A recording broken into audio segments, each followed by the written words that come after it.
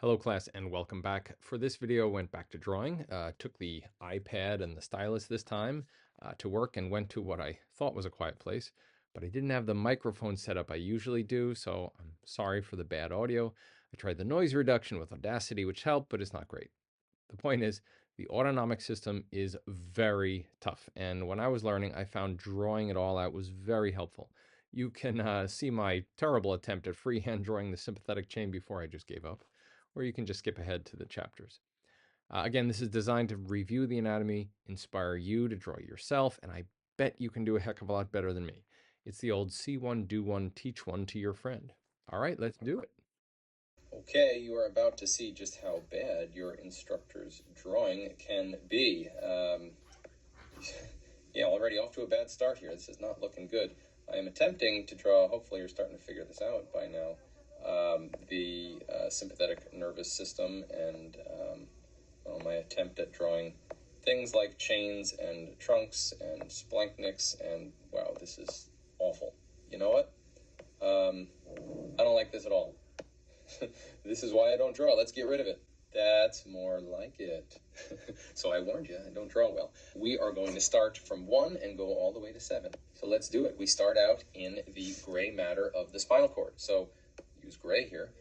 This is all gray matter. We have a dorsal horn and a ventral horn here. Dorsal meaning posterior, ventral horns here meaning anterior. This is where all the cell bodies are. If we were going to draw cell bodies like that, that's where all of these start. And we have axons that leave them. FYI, if we had a sensory nerve coming in through the spinal nerve, it would go in here. The cell body's right there, and then it continues out, and then synapses here with another cell body here, and then that continues its way up in through the white matter up and down in the spinal cord. So gray matter, back to gray here, all of this is all where cell bodies exist. There are a lot of synapses here, here and here. Then those axons run up and down the spinal cord in the white matter around here, which microscopically the axons, if we're going to draw these here, we have a cell body here and we have an axon going down. They all have this myelin, which is this insulin-like sheath that covers it to help conduct the signal better from the nucleus on the inside straight on down. Those, when you view those under a microscope, up here white. Now I can't draw white, which is why I drew this orange here, but that's what's going on in here. So let's get rid of all those to clean this up a little. All right, and we'll start with our cell body in the ventral horn of the spinal cord, sending out right there a preganglionic sympathetic or presynaptic sympathetic nerve. That is going, so number 1 is the ventral horn that is going through, number 2, the ventral root. Where is this all occurring? Well, it is in the T1 to L2 levels of the spinal cord. So if this cross-section right here is T1, this continues all the way down to L2. Get rid of that there. Now, once that preganglionic sympathetic neuron, an axon, enters number 3 here, we are in the spinal nerve. Now, when we are in the thorax, right, the thoracolumbar spinal cord from T1 to T12, these are renamed as intercostal nerve. There we go, since they are between ribs, in between the costal cartilages, and that means rib, they're costal. So T1 to T12, we are calling them intercostal, and then spinal nerves is the L1 and L2 there. So sorry for that messy writing. Back that out there. Now, if the sympathetic nervous system was easy, it would just end there, right? That nerve would just continue right out and go to whatever structure it wants to. But it doesn't. It decides to make things more difficult. It goes through a relay right here, comes in here, and then synapses with a postganglionic neuron. This here is a ganglion, which is a collection of cell bodies. This one is named the Paravertebral Ganglion, otherwise known as the sympathetic chain or sympathetic trunk. And that is as opposed to the Prevertebral Ganglion, which we're going to get to soon. So now that postganglionic neuron, which now does not have myelin, exits out and then continues on its way down. So that's just making things difficult. We'll use red now. This number 4 here is the white Rami communicantes, or when it's a single one, Ramus communicans.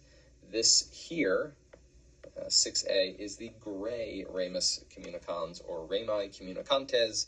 when there's many of them. Myelin is white under the microscope, so that's why it's white, and when it's unmyelinated, it is gray, just like our gray matter of the spinal cord. So, number 3 being our spinal nerve, this is number 5, our paravertebral ganglia, and then number 6A is our postganglionic neuron going through gray Ramus communicans.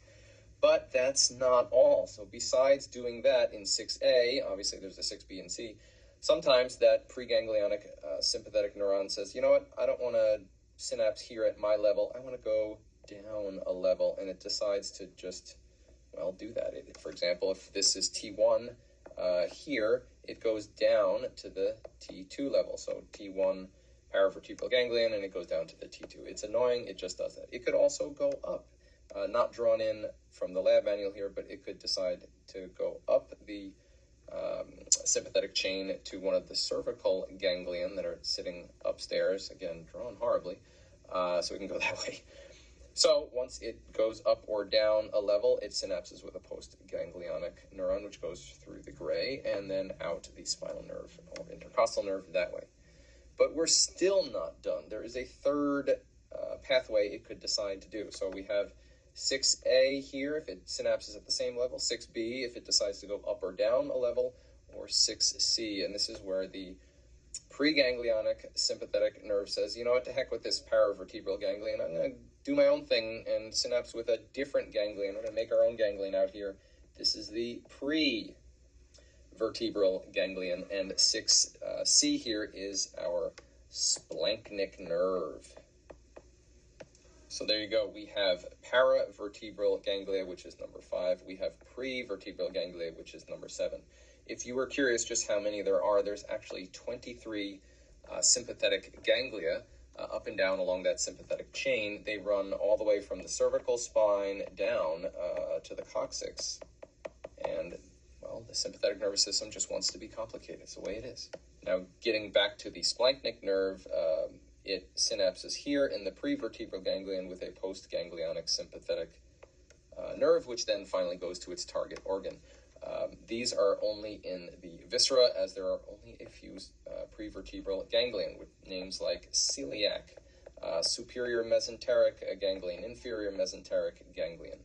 Now from T1 to L2, these are going to be our sympathetic nerves that are passing through along the splanchnic nerves and eventually going to these ganglia. But to finally make things even more complicated and to round this out, the parasympathetic nervous system, what happened to my pen here? There it goes. They can also travel in pelvic splanchnic nerves carrying parasympathetic neurons. Those originate from S2 to S4. And that's the one area in the body, the pelvic splanchnic nerves, where the sympathetics and the parasympathetics travel together and hang out in the same nerve. So hopefully that helps you. It certainly helped me. I had to draw all this out. Back in 1997 when I did this, we didn't have iPads and barely had internet, never mind cell phones and whiteboards. We actually had chalkboards, so I would take chalk and draw this all out, or take some scratch notes and just sketch things out. So I encourage you to do that too. I think it's a wonderful way to further hone your anatomy skills, and good luck. Enjoy.